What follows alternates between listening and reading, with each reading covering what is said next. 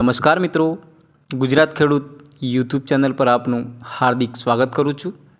આજે વાત કરશું નમો લક્ષ્મી યોજના વિશે, જે કે આપણી દીકરીઓને 50,000 રૂપિયાની સહાય સરકાર તરફથી આપવામાં આવે છે। આ વાત કરતાં પહેલાં તમે જો આ વિડીયોમાં નવા આવ્યા હોય તો વિડીયોને લાઇક અને સબસ્ક્રાઈબ જરૂર કરી દેજો,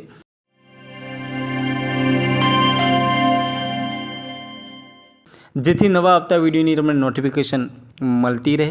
આ યોજના વિશે વાત કરશું, જેમ કે કેટલી સહાય આપવામાં આવશે, કેવી રીતે ફોર્મ ભરવું, તેની સંપૂર્ણ માહિતી આ વિડીયોમાં આપેલી છે।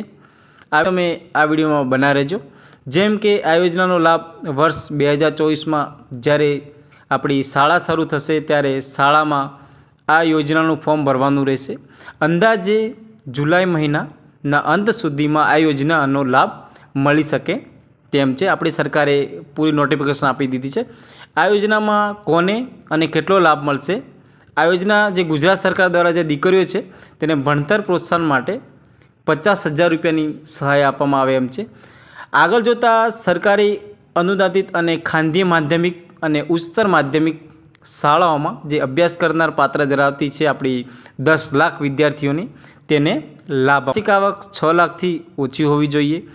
ધોરણ 9માં પ્રતિમાસ ₹500 અને 10 મહિનાના ₹5,000 અને ધોરણ 10માં જે પ્રતિમાસ ₹500 લેખે છે અને 10 મહિનાના ₹5,000 અને ધોરણ 10ની બોર્ડની પરીક્ષામાં પૂર્ણ થતાં જ તેમને 10,000 રૂપિયા જમા કરવામાં આવશે।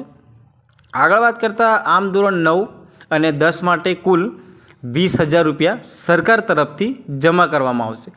ધોરણ 11 અને 12 માટે પ્રતિમાસ ₹750 અને 15,000 જે છે 750 રૂપિયા 15,000 થશે। ધોરણ 12ની બોર્ડની જે પરીક્ષા છે પૂર્ણ થતાં જ 15,000 રૂપિયા જમા કરવામાં આવશે। આમ ધોરણ 11 અને 12 માટે જે કુલ 30,000 જમા કરવામાં આવશે। આ યોજના માટેનું ફોર્મ ધોરણ 9માં પ્રવેશથી લઈ ધોરણ 12 પૂર્ણ કર્યા ત્યાં સુધી, એટલે કે ડાયરેક્ટ ધોરણ 10, 11 અને 12માં પ્રવેશ મેળવો હોય તો પણ ભરી શકે છે। આગળ વાત કરતાં નમો લક્ષ્મી યોજનાનો લાભ એવી વિદ્યાર્થીઓને પણ મળે છે જેને ઓલરેડી પહેલેથી જ બીજી કોઈ પણ સ્કોલરશિપ યોજનાનો લાભ લીધેલો હોય।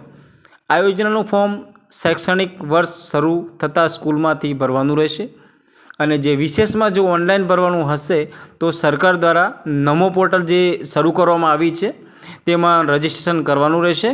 તો સરકાર દ્વારા જે નમો પોર્ટલ છે તેમાં પોર્ટલમાં રજિસ્ટ્રેશન ફરજિયાત છે, ત્યારે તમને આ લાભ મળી શકે છે એમ તે। કુટુંબમાં જેટલી પણ દીકરી હોય તે આ ફોર્મ ભરી શકે છે।